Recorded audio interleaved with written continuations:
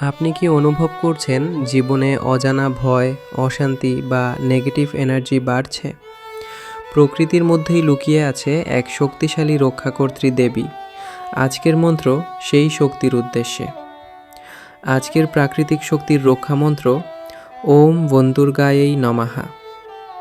এই পবিত্র মন্ত্রটি নিবেদিত বনদুর্গার উদ্দেশ্যে, যিনি দেবী দুর্গার এক বিশেষ রূপ, প্রকৃতি, বন ও অদৃশ্য শক্তির রক্ষাকর্ত্রী।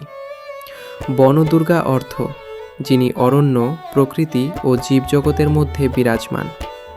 তিনি সেই শক্তি যিনি অজানা বিপদ, অশুভ শক্তি ও অদৃশ্য ভয় থেকে ভক্তদের রক্ষা করেন।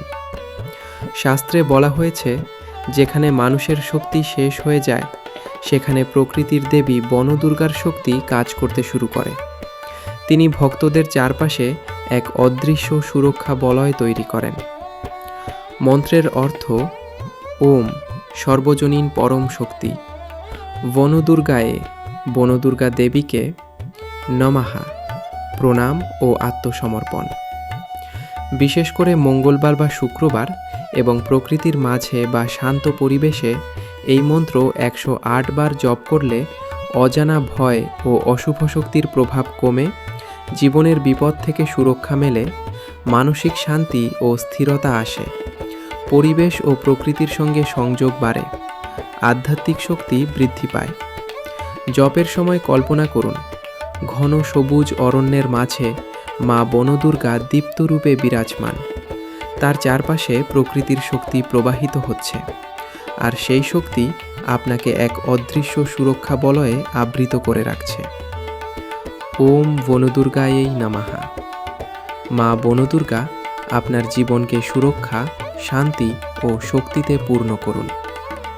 মনে রাখবেন, প্রকৃতির মধ্যেই রয়েছে দেবীর প্রকৃত শক্তি। মন্ত্র কেবল শব্দ নয়, এটি এক জীবন্ত শক্তি।